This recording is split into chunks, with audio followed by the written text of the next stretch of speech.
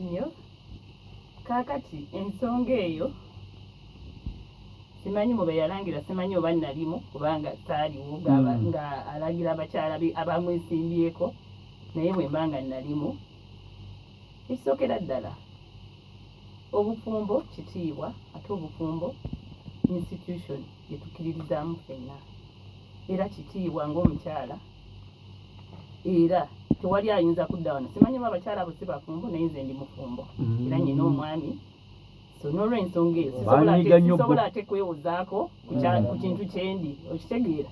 Naye ekyokubiri nti tumaze ensonga gye tulwana nayo ya buweereza. Nze njagala focus yonna gwe tuba tugiteeka, kubanga abantu abasinga balwana nnyo okulwanira ebintu ebyabwe ebiri personal, ne baleka abantu abaabalonda ne babalekerawo. Otunuulira abakyala b'e Kalungu basuuliddwawo mu buweereza, era ffe tetwalivuddeyo, kubanga nze bwe namwesimbako 2016 bwe twesimba ku kifo ky'omubaka omukyala, bwe yawangula nalowooza nti ajja kukola ki, ajja kuweereza abantu b'e Kalungu. Naye ate tumaze emyaka 10 mu paalamenti, wadde eddoboozi ly'abannakalungu terikola ki, terivangayo. Tumaze emyaka 10 nga yaweereza, naye nkugambye nti amazzi tetukola ki, tetuyina. Amasomero gaffe mabi, abaana baffe babonaabona, okitegeera. Kati ffe ng'abakyala tetusobola kubeerawo, nze sisobola kubeerawo nensirika ne muleka asigale ng'akola ki, ng'akyatulyaza amanya nga bannakalungu. Era nze seesimbye ku ye minisita, nze neesimbye ku kifo ky'omubaka omukyala owa Kalungu. Njagala bannakalungu bafune omukulembeze owaabwe abaweereza. Kyova olaba ekizibu ekiri e Kalungu be bantu okwerwanirira, buli omu n'alwanirira kino ndwanirira kino, obuweereza ne bufa. Kubanga at the end of the day abantu baffe baba bali mu mbeera mbi nga tebalina ddoboozi mu paalamenti, nga tebakulaakulanye, ng'omubaka waabwe atulyazaamaanyiza.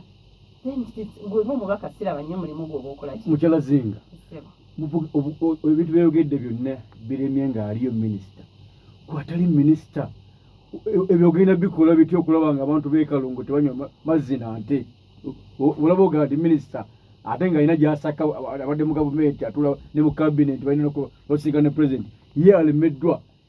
Zinga ali mu NUP, mwine essuubi nti mwemudda mu gavumenti. Ebyo ogenda bikola otya? Kuba n'oli ali mu gavumenti ogaye munywa n'ente mulaze nti alemeddwa, gwe ogenda bikola otya?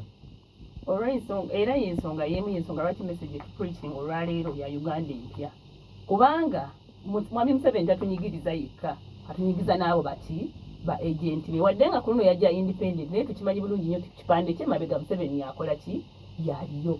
So n'olw'ensonga eyo ye nga ye balemereddwa nga gavumenti yo etya yonna. Kyokka tuli mu kuleeta gavumenti empya ekulembera pulezidenti waffe Robert Kyagulanyi Ssentamu, egenda okufa ku bantu, eri ku servant leadership, ng'eweereza abantu, kubanga eggwanga lyaffe eggagga, naye ate abantu aboolubatu be bakola ki, be balifunamu. Kyova olaba NUP manifesto yaffe etunuulira 11 points program, omuli ebyo byonna: amazzi, masannyalaze, nguudo, masomero, malwaliro. So kitegeeza ki nti ffe tugenda mu Uganda empya, ebyo bye bisookerwako, kubanga gavumenti si nnyingi nnyo gw'otambuddeko mwami omanya ensi bwe zitambula. Ebyo by'ebintu ebisandikirwako mu gavumenti, naye ate abantu abasekinnoomu bo bwe beegaggawaza, naye ng'omuntu owa wansi aba wa Kalungu ye mwavu, then baba batulyazaamaanyiza. Nze sisobola kutuula n'ensirika n'eggwanga lyange liggwawo, era ensonga gye tuliko essaawa eno byakukyusa ggwanga. Mukyala Sekira, nina kyempulira nti waliwo ate abamu kuba bannammwe abalina kaadi ya NUP ate nga bavaayo butereevu nga bawagira omukyala oyo minisita yennyini omwetengereze kabonero kyake mmwanyi. Ekikosa kitya kuba waliwo betumanyi bannakibiina kya NUP nga bavaayo direct bawagira abantu bwe batyo? Mu Kalungu sina muntu gwe nalinda byavuddeyo, mpozi ng'akukuta nga bw'omanyi, ng'akukuta kiro, naye maaso taliyo, tewali muntu yali avuddeyo. Era mundeetere mu bujulizi omundage nti oyo wa NUP awagira minisita. Fenga NUP ebimu ku bintu we are the National Unity Platform, tuli wamu, nti omuntu bw'ajja abenkwe tebabulamu, naye ate ffe Kalungu sinnamulaba. Gwali omulabye Kayimedde Kazindalo ng'asabira minisita akalulu, era nga bugambe nti bakukuta bukukuse. Kati oyo akukuse eba karakita nga ki, ng'omuntu, nti n'aba NRM waliwo abakukuta ne bawagira ebiki ebirala. Naye nze kyenkubulira nga ffe fenga NUP tuli ready e Kalungu okuwangula. Ate tetugenda kuwangula buwanguzi nti nze Zinga nnaawangula, Tinkeretanya nnaawangula.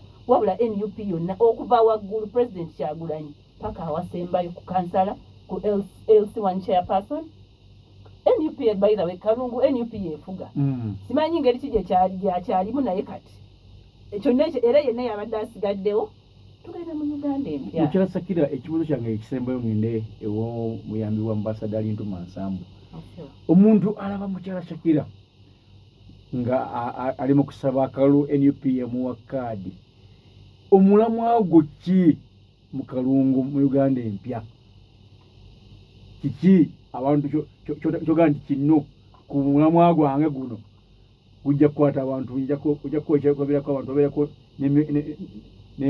n'emiwala gyabwe nga tebayogera kino nga kikwata nga tutambula n'ono omulamwa nga bwe nkugambye fenga NUP nze first of all mfokasinga ku manifesto y'ekibiina kyange kubanga ngenda ku implementinga ekibiina kyange bekikola ki byekifokasinzeeko our focus points nzikunnyonnyodde bitulwanirira amasomero amalwaliro abakyala ku improving embeera zaabwe kubanga omubaka omukyala roles zange nzimanyi bulungi nnyo nti representation nina okugenda representing eddoboozi y'abakyala mu palamenti nti okumakinga sure nti like twegasse katugambe abakyala b'e Kalungu balina ebibiina by'obwegassi bafunye support batya trainings engeri ebyenjawulo abavubuka skilling ensonga nyingi nnyo naye ensonga zonna zitambulira kuki ku nkulaakulana kwejjambwavu na social services ebintu ebiyambira awamu abantu nti amazzi tugalina amayonjo amasannyalaze tugalina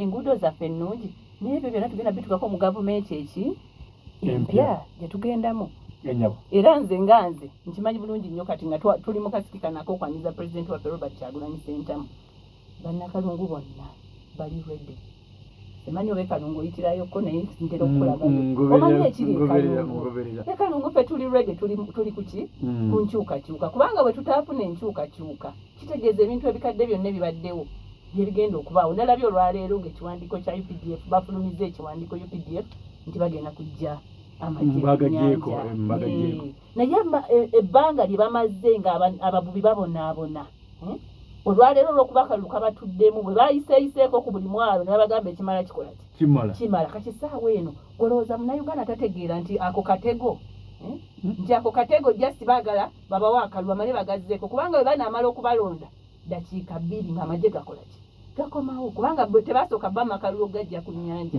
kitegeeza kuluwedde Sakira amagye gano era tegavaako newankubadde ebyekwekweto era byali byamaanyi era baali baagalekako nesimanyi ku kyavudde kumbi anti balabye nti enkyukakyuka ekola ki etabuse abantu bakooye bagamba ekimala kikola ki kimala kati n'olw'ensonga eyo fenga Uganda tetugenda kubeera mu mbeera y'emu nti olwaleero ojja kujja ng'omwana omuto nti olwaleero ojja kujja onnimbelimbe n'akanyeebwa ate ng'eno olina byokola ebitali bituufu nedda bw'oba osazeewo okutuweereza tuweereze nga eza tugenda kukulonda oba tetugenda kukulonda kubanga bajjajjaffe baluga ne bagamba kiyini kibi kijjukirwa malima kati abo era kye baakoze kyennyininyini bajjukidde abavubi ku ssaawa ekola ki esembayo nnyo nyanzeege nga erinnya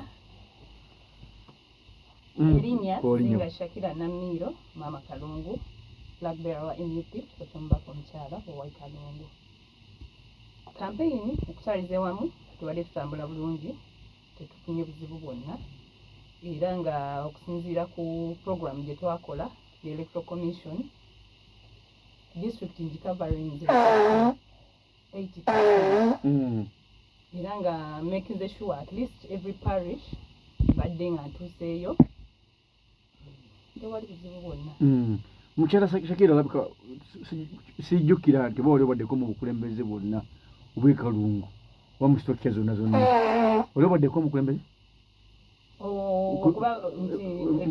oba kansala kati awuliriza impact yaffe naddala na Kalungu akulaba alaba akawala akato akalabika obulungi amu batera okulaba ebifaananyi ng'ebyo akusuubiremu ki kuba omuntu gw'ovugane naye munenekko newankubadde nga ku mulundi guno yazinga omwetengereze baasi yagidduka okujjukizaako emabega nti nze 2016 navuganya n'omukyalo oyo minisita era ku kifo kyekimu kyomubaka wavuganyako ko yes 2016 naye nakamala siga eryomukaaga nemvuganya ku kifo ekyo ate era abantu obuwagizi babumpa. So kitegeeza nti ebyobukulembeze sabigwiridde bugwizi leero ate akaseera kawanvu nnyo mbadde mukulembeze mu bitongole ebyenjawulo. So kitegeeza ki nti olwaleero obukulembeze nga NUP ate twakikyusaamuko. Edda abantu bakitwalanga nti ekyobukulembeze olina kusooka kuva wansi obudde kuba LC1 otuuse ku LC2 otuuse ku LC3 naye ate abantu bbanga ddene bavudde ku ebyo ebifo naye ne batatuweereza. So ng'ate obukulembeze buli about service nti n'ababaddeyo ebbanga eddene tulaba ng'ekibulamu kikola kingi newankubadde oli abadde minisita bbanga ddene naye okimanyi bulungi nnyo nti e Kalungu ye minisita w'amazzi naye osanga ne Lwabe ng'ewaabwe gyafubutuka ng'amazzi banywa nante. Kati obukulembeze nga bwaba balina experience kyenjawulo ki kye bakyusizaamu abato kye tutasobola kukola ki kukyusaako kubanga bw'otaleeta service eri bantu nze ndaba nga oba okoze ki oba opeyirinze. Ekyokubiri walaba lisiti eyafulumya ey'abakulembeze abaateesa mu paalamenti Greater Masaka Honorable Gonzaga Ssewungu be baali abakulembeze abaakola ki abaasinga okuteesa mu paalamenti naye omubaka waffe omukyala yatudisappointinga nga Kalungu yali ku 0%. Kati nze ng'omwana ow'e Kalungu eyamuvuganyaako n'abeera ng'aweereza ebisanja 2 nga tateesangako mu paalamenti sisobola kusigalayo kubanga essaawa eno ne Ssaabasajja Kabaka yatugamba omulembe gwaffe abavubuka tulina okwenyigira mu by'obukulembeze. Uganda ekolebwa ebitundu 80 ku 100 bavubuka. Kati abavubuka eggwanga eryaffe bwe tutavaayo kwerwanirira kitegeeza liyita mu ngalo zaffe. Ate omukulembeze waffe Robert Kyagulanyi Ssentamu yakikyusizzaamu. Noli tubadde tukolereza abakulembeze nga tuweereza buweereza essaawa twetaaga obukulembeze obwaffe ennyini nga twekiikirira nga tetutumye twesitukidde kubanga Uganda bwe tugirekera abantu abali eyo waggulu okitegedde ogenda okyetegereza nti buli omu asikazza mu nsawo ye ne tumaliriza ng'omuntu wa wansi bandi tafunye. Ennyabo ampuliriza